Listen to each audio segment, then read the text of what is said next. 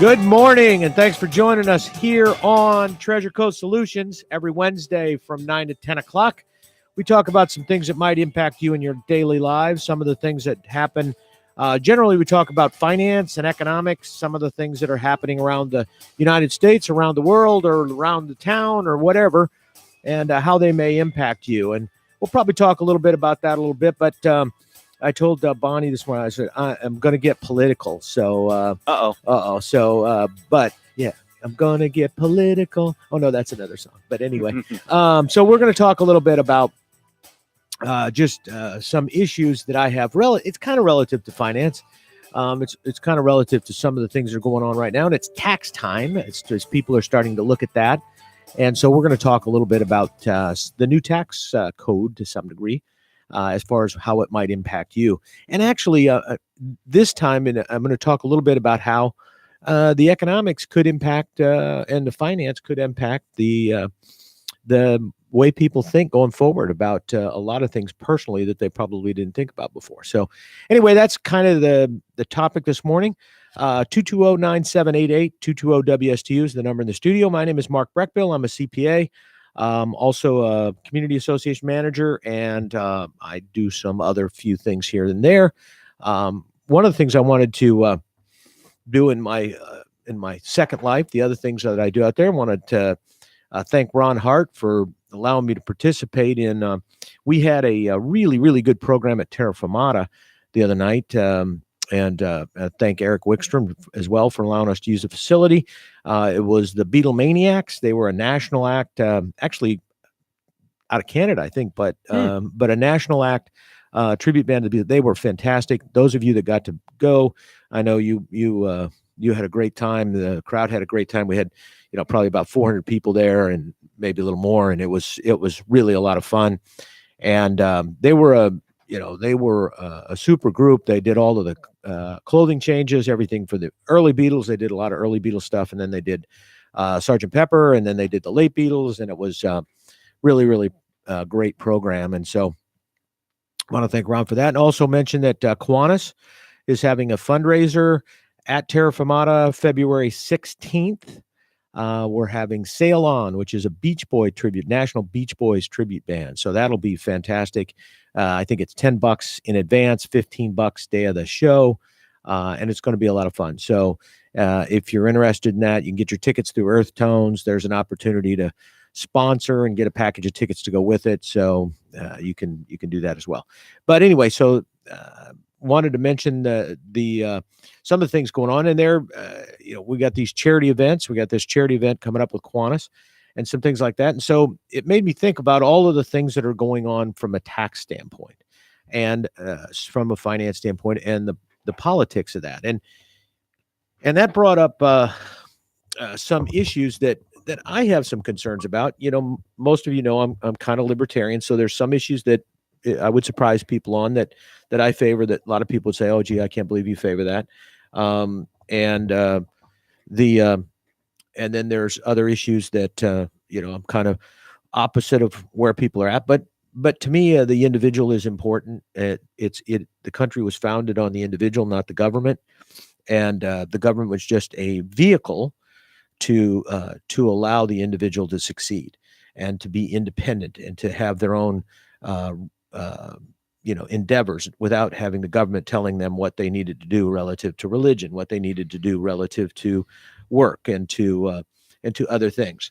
And so, I think that was a great thing. And as a result of that, I strongly believe that's where we should be today. My general philosophy, and I said I was going to get a little political, is that the closer you can govern to the individual, the better government you have, because the individual has more influence on what happens. And you may not always like it. And see, that's where we get into trouble sometimes, is sometimes when we have local influence and local involvement, we don't like the answer because it's not what we would do. And that's, and I understand that. I mean, there's a lot of things that happen locally that I don't know. I'm not 100% in favor of, but everybody else was. So at least as far as if it's not something that I can individually choose to do, or that doesn't need to be regulated at all. If it's something that does need to be regulated, then because it's interfering with somebody else's rights, then then you have to go with how the people collectively think. And the interesting thing is that I love politics. I've always been involved in it. Even when I was younger, and I was always I think I was the only Ronald Reagan conservative in my high school. So that was in the day. I actually supported Goldwater. That tells you how far back I go and how radical I am. But I bet you I was the only bearded, long-haired Goldwater supporter at the time. But anyway, probably. But anyway, it's interesting because when I look at some of these things that are happening right now, and what everybody expects, the government to do, and we're more and more now not a question of what we expect the people to do and what we expect the responsibility for the people to take. If something's a problem, it's becoming more and more, how is the government going to solve the problem? And instead of how are we going to solve the problem?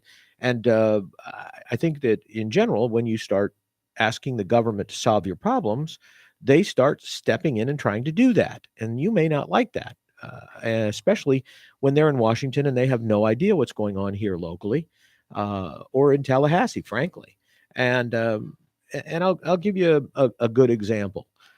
I'm not a big fan of there are a couple issues that I'm not a big fan of.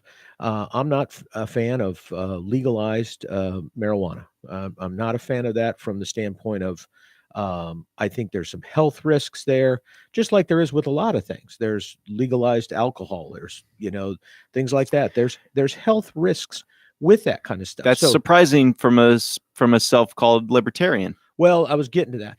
So I was saying, in general, I'm not personally in favor of certain things like that because I understand that, and so I would choose to not myself partake in marijuana, for example. Mm-hmm. But I don't think it's my job or the government's job to keep somebody else from partaking. That's a choice they have to make. If it doesn't hurt somebody else, I think it's a choice they have to make. There are a lot of things that are bad for us, and it's not the government's job to make sure we don't do it. So the fact that I think maybe that marijuana for somebody under 21 should be absolutely unaccessible, and that the government should enforce all of that, and the way to do that is to make sure that nobody has any pot. That may be the way the government thinks because they want to protect you. But is it their job to protect you? I think it's your job to protect yourself. It's not their job to protect you. And so if it's legal, don't do it if you don't believe in it, And so that's what I was getting at. As a person that's kind of a libertarian, you can have a belief that something is right or wrong and you don't want to do it. The question is not whether you believe one way or another. Like you said, Mike, it's not a question whether I believe in legalized pot. I do believe in legalized pot. I just don't believe in using it myself. And so I don't think the government should be involved in that process if it doesn't affect somebody else. People have to take their own responsibility. It's kind of like this whole concept with, it's the concept, and it's a little bit about where DeSantis is as a governor, I think, is that people don't realize they think of him as this conservative. And there's this tendency on the in the political arena to throw everybody into the same pot. So, for example, if you're a Republican, you're all conservatives. And if you're a Democrat, you're all socialists. I mean, that's kind of what we're doing today, is throwing everybody in the same pots. And that's not the case. There's diversification in degrees on both sides of the equation. And I think Governor DeSantis is a perfect example. He's probably more of a libertarian than a conservative. He's more in favor of some of these issues, I think. And that's why people are like, aghast that he's doing certain things, thinking, gee, what's going on here? Well, what he's doing is kind of taking it to the people. He's taking it down to the lower level. He's not, he's a lot of these things he's looking at is giving some control or making some or taking action based on local direction. And so it's the same thing with this thing. We got this thing on, the people in the state of Florida voted for legalization of marijuana for medical use. That wasn't even close. That wasn't a close vote. Okay. So now we're, it's taken forever, first of all, for that to happen, which is a sad thing. And because there are people out there who need that and are suffering and could use it.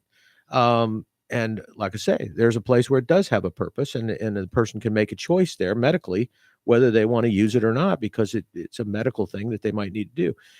But we've got this big argument now. DeSantis is on the other side. He's saying, let's, is they're saying, okay, we're going to legalize all this, but you can't smoke it.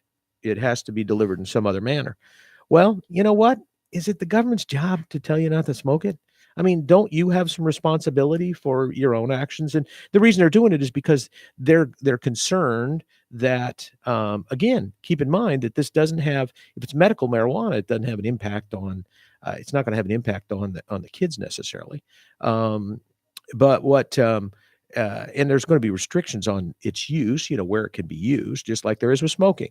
When you start inflicting what your situation on somebody else, that's not fair. The government has to protect every individual, not just one individual. But anyway, what's happening is there's this thing about, well, but the reason is well, you can't tell it, that it might not be able to be noticeable, that it's not medical marijuana, and so how do we regulate that? And kids might have and there's all those things which are very legitimate concerns on the part of government. Those that maybe are opposed to marijuana use, it's a lot of it has to do with age. There are some studies that show early use of marijuana can have impact on kids and brain development, things like that. So but just because of that, should the government then say, okay, you can't? Well, I'm not sure that that's the government's job to protect us from ourselves. Now, maybe if the parent's not doing their job or whatever, or there's not, it's obviously you can educate. But what I'm getting at is that sometimes we're trying to do things because we're trying to protect people from themselves. And regardless of what my personal feeling is, I don't think that's the government's job. I think we have some responsibility. We have to take some responsibility for our own actions. And then the other controversial issue that I know is just one that's will get people all riled up. That's what I say is the whole issue of abortion. We had this big, and whether you're pro-life or pro whatever, because we're never against anything. We're always in favor of everything. You get into this situation where you kind of ask yourself at some point, is it the government's responsibility or even my responsibility as a male to tell somebody else what they can do or should do? Now, I understand the whole concept of protecting the unborn and all of that. And so there is another party involved here. So that's what makes it complicated. That's why there's no easy solutions to this. But again, I think it's hard to make decisions on these things when you are not immediately impacted by it. I know people's position whose position has changed when they're immediately impacted by it. There are people here in Stewart and in Martin County whose attitude towards the river and cleaning up the river and the Everglades restoration and all of that have changed dramatically when it ended up in their backyard. So when it became their problem, they started looking into it and realizing what the issues were.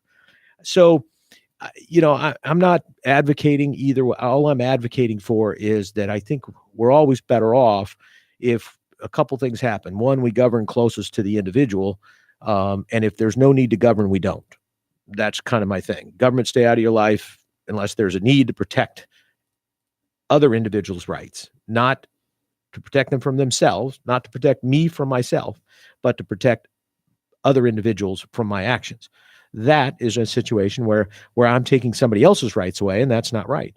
And the government should, I think, regulate that, step in, whether it's business, whether it's personal. That's where we have to have regulation. And I think that that's where some people have problems understanding Wall Street. There are groups of Republicans that are pro-business, but they're not really pro-business because they don't understand business. That none of them have had a business. They all have either been attorneys and they've advised people in their business maybe, but a lot of them hadn't had businesses. So they don't understand actually how business works. They don't understand the day-to-day of business. They don't understand the concerns of business. They do not understand that at the Main Street level, there is a difference between income and cash. They don't understand that. And if you don't understand that, then how can you force regulation on people, including taxes, when you don't understand how they're going to pay those taxes? Because there's a difference between having income and paying that income in taxes because you don't have cash. And last I looked, the government will not accept an IOU when you file your tax return. You cannot send in with your tax return, I will pay you later as soon as I get the cash. They don't take that.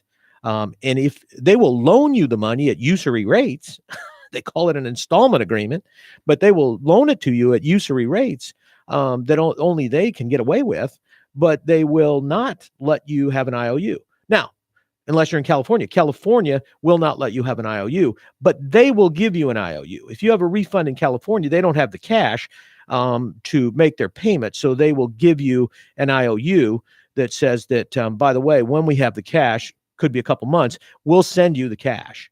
But in the meantime, you got this IOU that's really worth a lot. So go spend it on food. And so anyway, that's why there's a fairly decent sized barter economy in California. But anyway, bottom line is that you've got, the government doesn't understand the business standpoint. And that's why we have such a dichotomy in the economy today, in that Wall Street is in general doing well. And by the way, here's a little secret for you. The stock market is not an indication of how Wall Street is doing.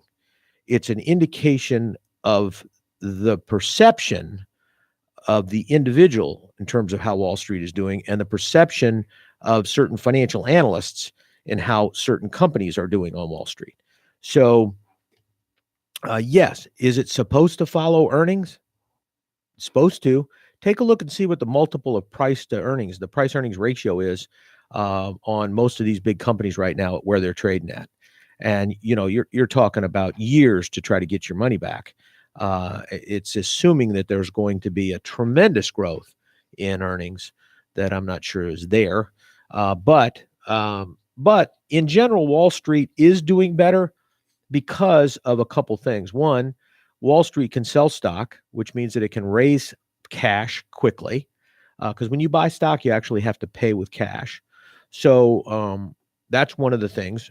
Big companies do have access to cash quicker and more fluent or more flexible terms, so they can raise capital, they can sell stock. Many of them had bought back their stock and now can release that if they want to, whether it is actually for cash or whether it is in exchange for another business, which will generate cash. So they have the ability to do that. They also have the ability to borrow money. They don't have to borrow from the banks.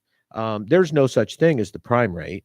That prime rate is just a made-up rate so that we can use it as a base to charge small business an interest rate.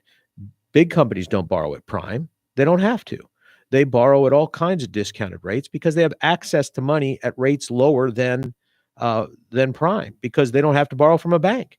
They can borrow in the commercial paper market. They can borrow in the bond market. There's all kinds of ways that they can borrow money without having to borrow from a bank. So they borrow at a discount. If the bank wants to loan them money, because the bank has to compete now with these other sources, they're going to lend it to them at a lower rate. And then the perception is there's less risk. But I can't understand that, because I know when, locally here, when a business that's locally owned goes bankrupt, first of all, it doesn't happen very often. And it's a big deal. You don't go back out and go start over again, with that person. You don't begin again. It's a devastating impact on that business. That business usually goes out of business. I mean, how many times has American Airlines been in business? I mean, there's like 7 American Airlines. They just file bankruptcy whenever they want, and people just continue to invest in them. People continue to do business with them. People continue to have them as vendors, whether it's Delta or American Airlines, whether it's, whatever. These big companies, nobody's personally guaranteeing. If my business goes broke, I go broke because I'm personally guaranteeing. The CEO of General Motors is not guaranteeing the debt of General Motors.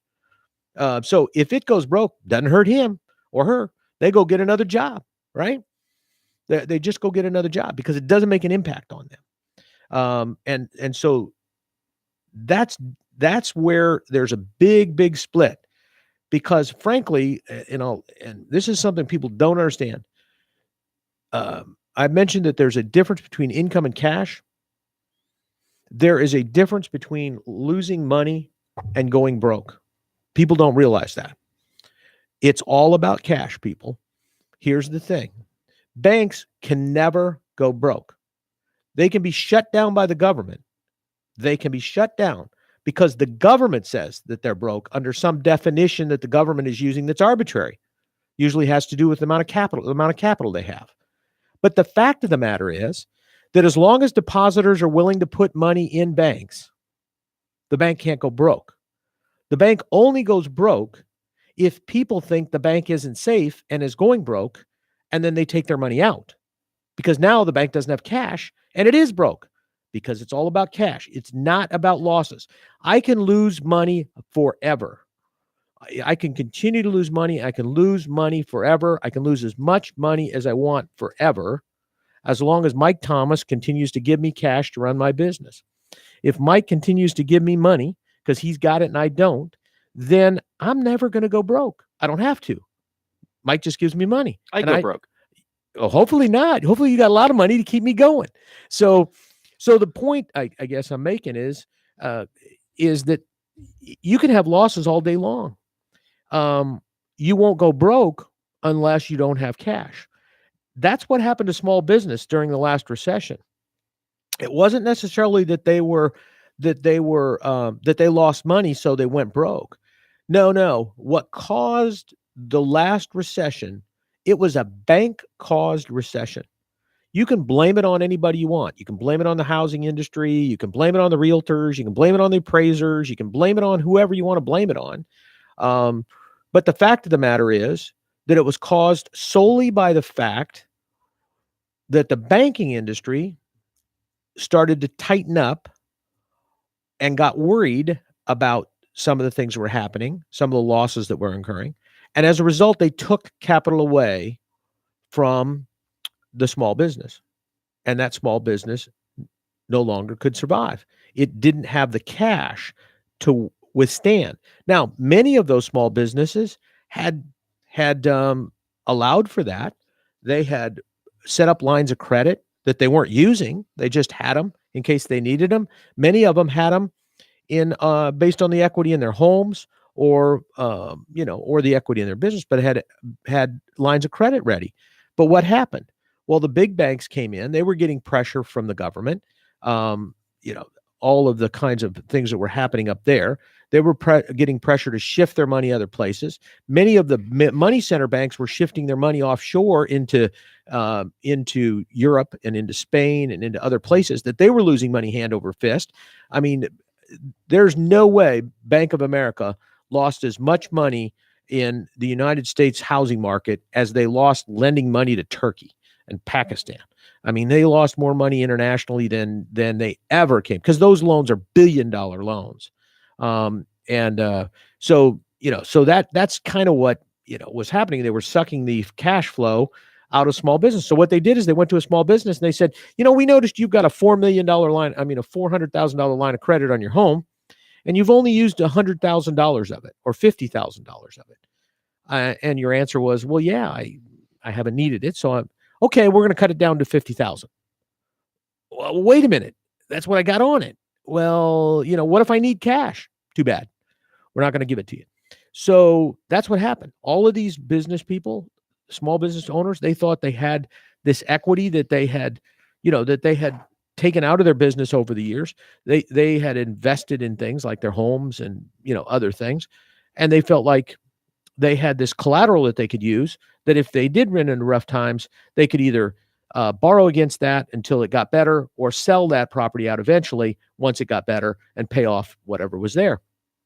But the banks didn't let them do that. And frankly, it wasn't even the community bank's fault, because the government was putting the community banks out of business. They were telling the community banks, you're making these loans to these small businesses. That's too risky.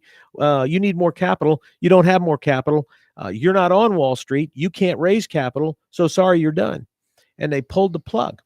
What's funny about that is, like with a lot of these things, is when you go back after the fact, let's take First Peoples, for example. First Peoples was a local bank funded by local people. A lot of the depositors were stockholders. It wasn't this gigantic thing, generally funded by the ultimate wealthy people. It was a kind of a community funded bank, and it was doing okay. But like all of the banks, it was having to loan money to businesses that were struggling, because we were struggling here in Florida. We were struggling here in Stewart. And so that's your market. First Peoples couldn't go loan money in New York or LA. They couldn't do that. So they were stuck with the market that they had, and they supported that market. They loaned money to that market. They got collateral when they could, but they loaned money to the market until the regulators came in and started telling them to do other things. And eventually the regulators came in and took that bank over, because they said, you're not solvent any longer. You don't have enough capital. We're going to give your loans. We're going to give everything to somebody else. And actually, we're going to guarantee that they don't go bad. We're going to subsidize the purchaser, because you've got all these bad loans. And so they turned it over to, Florida Community Bank. Well, you know what? What's really interesting, because I know a lot of those customers, they didn't go broke. They didn't lose that money. They got paid back. And so what happened is, you had a bunch of people that arbitrarily thought that businesses were going to go bad. They hadn't gone bad. Most of them were still making their payments, but they decided that they were going to go bad because they were in a bad industry or a bad location or whatever. So the government went in and took the bank over. Now, what happens in that case? Well, at that point, a lot of the customers got worried, and they left. Plus, they were shareholders, so they lost some of their investment. So they left. So what happens? So the bank then does have problems. And why? Because it's caused by the government telling people that the bank is having problems. And so it's a catch-22 situation. It created, and then the regulators say, see, I told you so. But they never go in after the fact and actually look to see what happened. And when you go back and look, they were requiring the bank to put a lot of money aside for loan losses that they thought were going to occur. Those loan losses didn't occur, not at that level.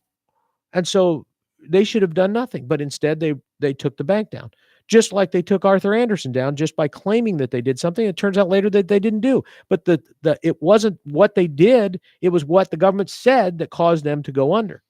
And a lot of people lost jobs for something that never really, that after everything was done and they investigated, turned out that didn't happen.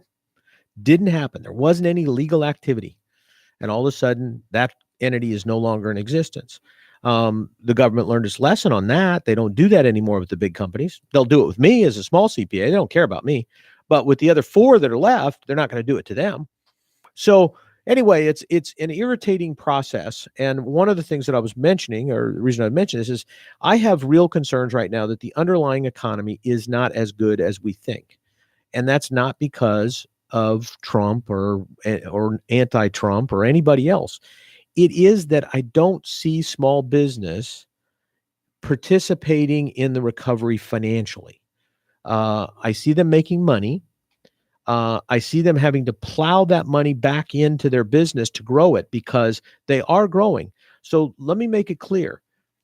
The small business is being successful because there is a recovery out there that wants to generate new business. There's new housing that wants to be built. There's new jobs that want to be created. My point, though, is that small business can't fully participate in that because there's no equity or capital to do that. That capital is being sucked out of the small business into the big businesses, and it's no longer available. There are not many local banks left anymore, and there's really almost none. There is none. I guess there's Aquiline, but Seacoast isn't local anymore. Florida Community Bank got bought out by Synovus, so we're Virginia or whatever bank. Center States is not local. And there's a question, how long are those banks going to be around? As big as they are they big enough to survive? So start looking at the local banks. We don't have a lot of them anymore. So those are the banks that loan to small business. Why? Because they're forced to loan to small business. The big banks don't have to loan to small business in Stewart, Florida. They can loan to small business in Chicago, Illinois, if they want, or they can loan to small business in Peoria, Illinois, or in Sheboygan, Wisconsin, or wherever they want to loan, because they have offices all over the United States. So they can pick and choose where they feel comfortable. And just as easily as they can go there, they can leave there. And we found that out in our recession here. As quickly as money was flowing into Florida to grow the state and to grow the banking industry and the real estate market, it got moved just as rapidly. And all of a sudden, it was like just pulling a rug out from underneath everything. It just all collapsed. And why is that? Because capital and financing runs everything. That's what supports everything. And it's that lack of capital that small business has that's causing problems. And one of the things that I think even the small business owner is having a hard time figuring out or determining is that a lot of small business owners who have been around for 20 or 30 or 40 years, um, they weathered the recession. They did that by tightening their belt and all the good things that you want to do. But what they also did was they extracted, millions of dollars worth of personal capital out of their business to survive. And they didn't realize they did that. And it's kind of funny because it happens all the time. A client will come into me and say, Mark, I'm doing pretty well. The recession's, I don't see where this recession's hitting. I got lots of cash. Yes. Why? Because you're not growing. So you don't have to leave that cash in the business. So you're not hiring new people and having to pay them. You're not buying new inventory. You're buying less inventory this month than you bought last month because the sales are down. All of that stuff frees up cash because you had your own money tied up in that. Especially if you couldn't borrow. You had your own money tied up in that. So it was your own equity. And a lot of these business owners had been very smart over the years. They had left their capital in the business and they had not borrowed a lot of money or not borrowed as much money as they needed to in the early days. And they had gotten to the point where they weren't being hounded by the bank for loan payments or to pay loans back because they didn't have any. But what they were doing was taking that internal capital that they, in effect, were loaning to the business themselves without any interest, but that they were loaning to the business itself by leaving it in there. They left that cash in there. They started taking it out little at a time, little at a time. And 1 year went by, 2 years went by, 3 years went by. And the next thing you know, the recovery is now starting. But they've extracted $1 million, $1.5 million. If you were let's say you were a $3 or $4 or $5 million business, you've probably got $1 million wrapped up in that business of your own equity over a period of time. Easy in terms of what you have to fund before you get cash in. So if you've got that kind of capital in the business, and think about it, a lot of small business owners, they pay their debts first. They're debt adverse, so they don't borrow. They haven't borrowed money. They pay their payables right away. Somebody brings an invoice in, they pay it. But then their customers aren't paying them every day. Their customers are normal terms, pay, in 15 days or 30 days or 45 days. Or if you're in some industries, 6 months, So what happened is, without knowing it, a lot of these very old, successful businesses pulled all their cash out. And they've never had to borrow from the bank over the last 15 or 20 years. So now their businesses are taking off because everybody realizes they were a good business and they are a good business. And there's only certain good businesses that can do certain things. And that have the size to be able to complete certain jobs. So when the economy came back and those type of size jobs start reappearing again, like big construction projects or whatever, when they start appearing again, the people that are doing those jobs go back to these old time businesses and they say, I want you to do my job. Okay. What do I need? Well, I need you to put in $1 million worth of air conditioning units. Well, okay. You want to pay for those up front?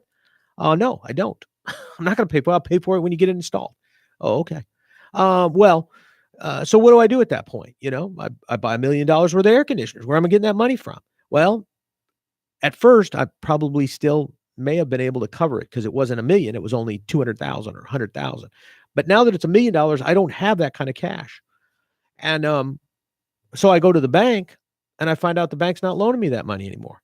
Yeah, I've been with them for 42 years or I've been with them for 50 years. I'm running $3.5 million a year through my bank account with them, by the way, so they can see it's real money. It's not pretend, it's real cash, but I can't borrow 100 grand from them. Why? Because they don't view that as a good risk. They're now controlled by somebody who's out of the area, or they want to be out of the area. So they're pushing their money into Tampa or into Orlando, or they're already in Orlando and they're sucking the money out to Orlando or to North Carolina or to Chicago or to wherever, or to Virginia now. Wherever it is that there's what they view as better business, they're sucking it there. And so at that point, you know, you don't have that capital.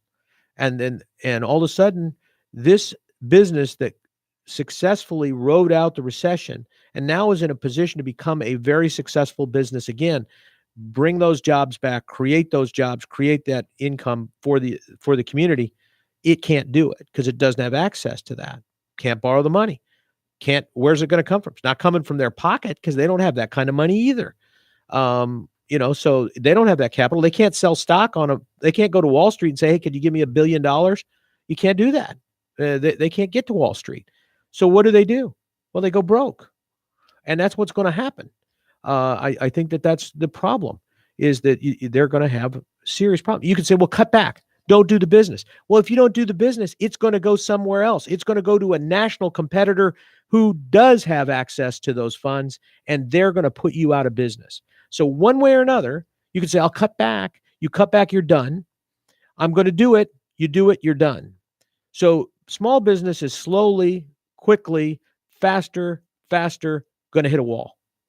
They're going to hit that wall that they either have to shut their business down or cut it down to the point that they cut it in half or cut it in a third or cut it in 2/3. And then at that point, their competition is going to eat them up, because now they're not big enough to take those big jobs. All those big jobs, which were potentially more profitable, are gone.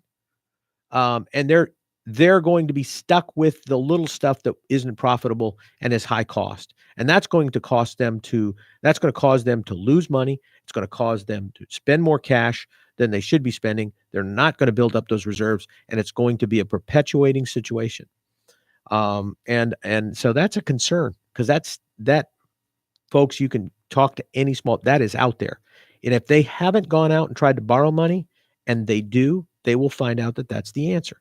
Yes, there's small amounts of money out there. They'll throw 100 out, 100,000 out, $50,000 out. You can get that. Yeah, that's pretty easy, because that's below a threshold that the regulators really care about and the banks don't care about. The bigger the bank, the bigger that number is. If it's Bank of America and TD Bank, it's 100 grand probably, maybe 150. If it's Seacoast, it's 50. If it's, well, it used to be Florida Community Bank, it might have been 50, or Center States might have been 50.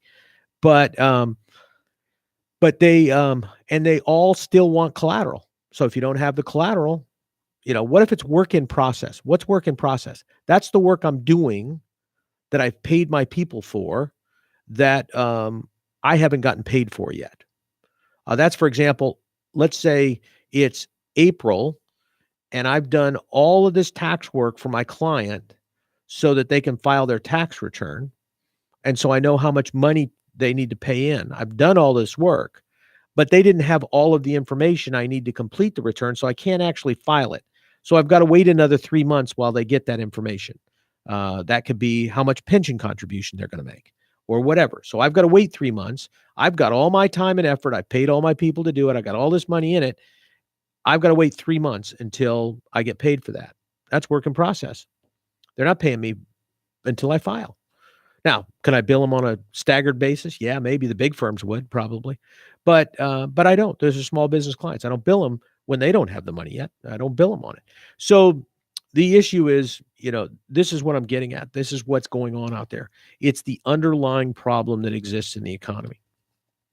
And I think it's not getting better. I don't see a solution to it. In the past, what would have been the solution is that a bunch of local business people would get together and say, we've had enough of this. We're going to start our own bank. And they would start their own bank. And that would happen. And everybody'd say, you're crazy for starting a bank. And then they'd start a bank, and then it would be successful, because at the time they did it, nobody else was doing it, because it was crazy to start a bank, they thought. And they had vision and started the banks, and they got the bank up and running. And then somebody else would say, "Oh, gee, that was a pretty good idea," and they do the same thing. And next thing you know, you had 3 or 4 or 5 local community banks that were out there. But nowadays, you can't start a bank like that. And when I was first in banking, it took $2-3 million to start a bank, maybe less. Nowadays, it takes $30 or $40 million to start a bank. Get your close friends together and put up $40 million. It doesn't happen anymore. There's not that kind of money to do that. So small banks are not starting. I haven't heard of anybody that's out there trying to start a bank right now. And everybody should, because there's not a community bank around at this point. But you see, the regulation of community banks now is different. They want them to have higher capital than this money center banks. They want them to have, there's more hurdles for them to get started. There's more lending that they can't do or can do. And so as a result, there's no money in it. There's no money in it for the shareholder. So why should they do it? Yeah, the businesses need it, but that's not the same thing as the shareholders. And when you're at that kind of level, it's not just business that can fund that kind of thing. Plus, once they fund the bank, it can't lend to them. There's all kinds of restrictions on loaning to your directors or shareholders. So it's kind of a catch-22.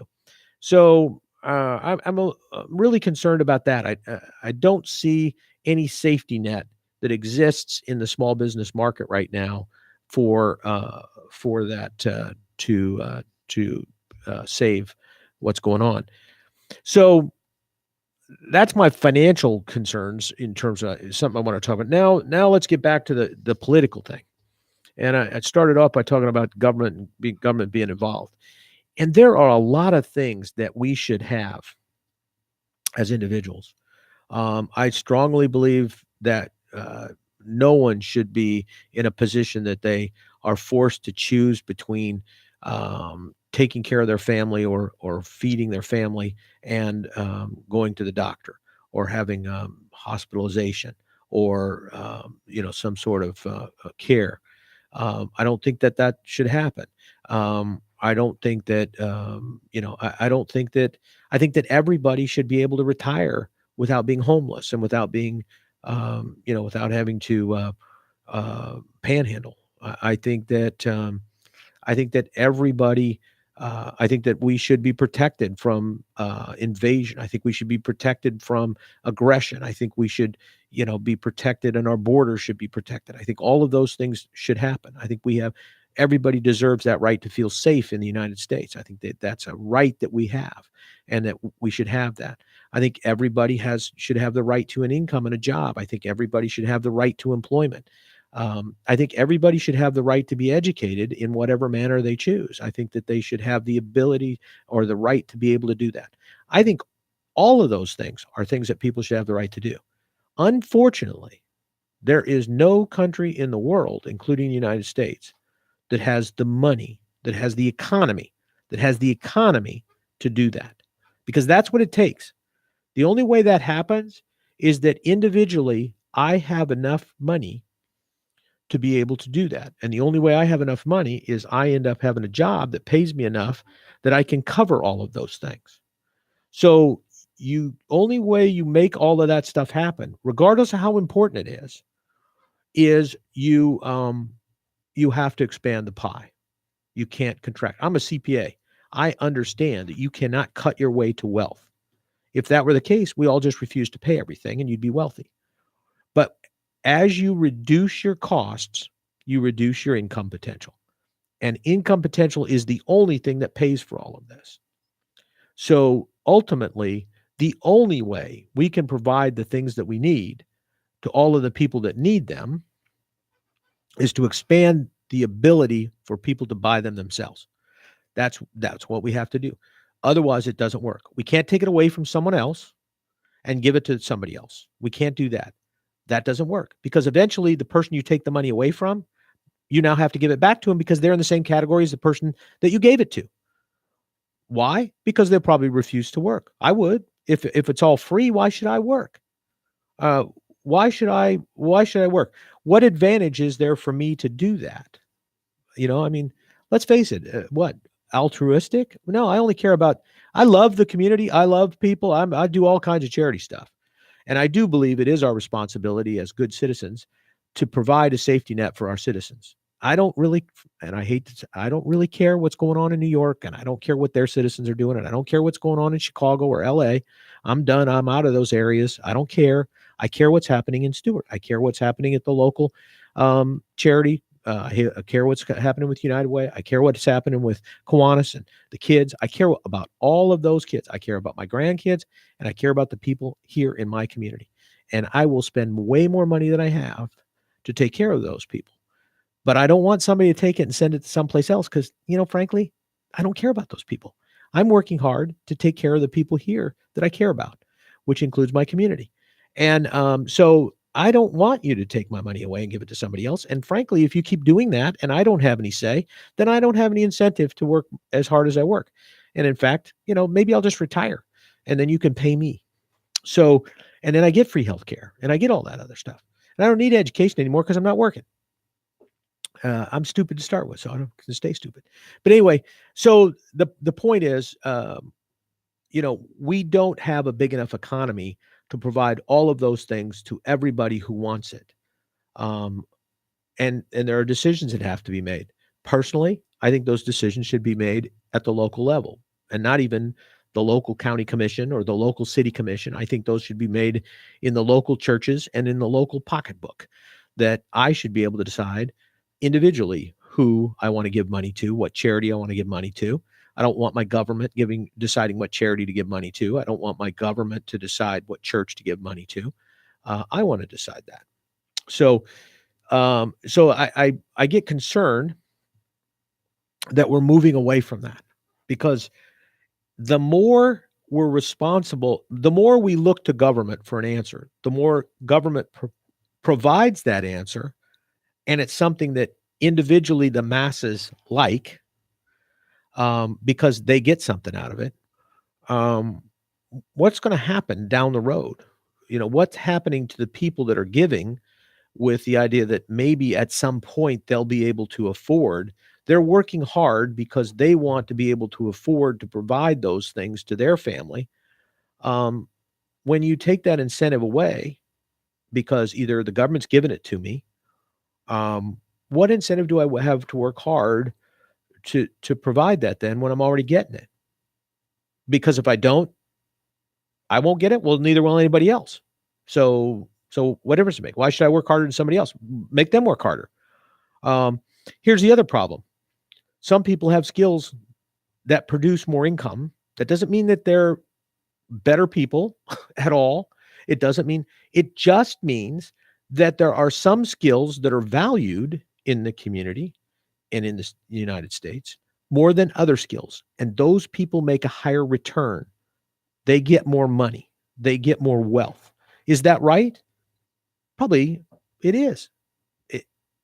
It's not their fault, but if they have something people want and people are willing to pay for it, let me give you an example. How many people go to movies? Those people do nothing. All they do is pretend, and you pay them a lot of money for them to pretend, and they have a tremendous amount of wealth. Do they deserve it? Yeah, because you obviously like to see them pretend. So you pay a lot of money, or you like to see them play an instrument or make music or do art, and you will pay a lot of money for it. Is that right? Yes, because you want it, they have it, they're good at it, and they're willing to give it to you. So, so they get paid for it. Do I like what they do with their money? No. Do I like, it's the same thing with the NFL. People in the NFL make a lot of money. They really they're not creating jobs. They're creating one job: wide receiver, quarterback. They're creating one job. They're not creating any new jobs, actually. There's not any new quarterbacks. There's not a bunch of new teams going. We don't have a bunch of additional people that have the ability to play. So we've got tons and tons of teams that are creating thousands of jobs for all kinds of people. That's not happening. It's the same number of teams, same number of jobs. It's just one person is getting it versus another. And because there's a limited number of jobs and there's many, many, many people that are trying to get that job, the pay is through the roof. So that if you're the guy that gets the job, you get a lot of money. Is that right? Yeah. As long as we're willing to do that. As long as we're willing to pay $200 for a ticket or $2,000 for a ticket. and another $1,000 to park. As long as we're willing to do all of that, then they deserve it because we are deciding to let them do it. We value their services more than the plumber. Why doesn't my plumber make $2 million a year? Because I don't value my plumber as much as I do, Tom Brady. So I pay Tom Brady millions of dollars. So that's the point. It at some point, you hate to say it because we tend to think sometimes that there's a correlation between wealth and value. It's either a bad correlation or a good correlation, but we tend to think that there is no correlation between that. That is just a situation that occurs. It is a demand that is being met, and there is a limited supply, and that's all it is. It's pure economics, people. It has nothing to do with good or bad. Actors and actresses aren't smart because they pretend on stage. In fact, listen to some of their political comments, and you'll see how smart they are. They have no clue about anything else other than pretending. Now, if there was a really, really good Congress and a really, really good president, and then Hollywood could pretend that they were them, we might hear something come out of them. But it wouldn't be their words. It would be whoever wrote the words for them because they're just pretenders. They're not smart. They're pretenders. That's not what makes them valuable. Their comments on stuff don't make them valuable. Their ability to pretend makes them valuable. So, and we should pay them for that. If we like their entertainment, we should pay them for that. At some point, we may get ticked off enough that we dislike the rest of the stuff they do, that we won't pay for their entertainment anymore. We'll pay for somebody else's. So, and that's right too. It is what it is. It's my money. I pay for what I want.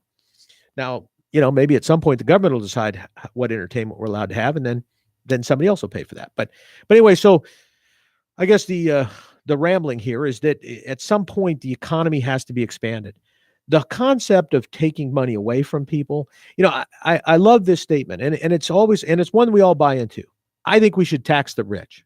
We should tax the wealthy. Everybody can say that. Let's tax the wealthy. You don't know how many times I've sat in my office and had to tell somebody who doesn't really make a lot of money, maybe a couple $100,000 married filing jointly, maybe $300,000 married filing jointly, having to tell them, by the way, you're the wealthy. We're taking all of your money. You've got to send it in 2 weeks. Not a happy camper. They say, well, I don't have any money. I don't have any cash. No, you don't. It's all in your business. But you're wealthy, so you have got to send it in. And that's the problem, folks. Nobody ever defines wealth.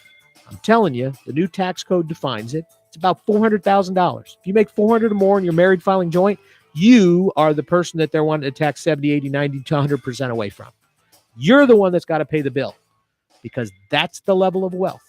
So keep that in mind when you hear somebody say to you, we're just going to tax the wealthy, because the definition of that is somebody that's making $400,000 married filing jointly. That's wealthy. So keep it in mind. Anyway, thanks for letting me ramble this morning. You didn't have anything to say in it because I'm paying for the hour. So anyway, thanks for joining us right here on WSTU Digital 1450, Martin County's Heritage Station, and all my comments don't reflect any of their beliefs. Amen.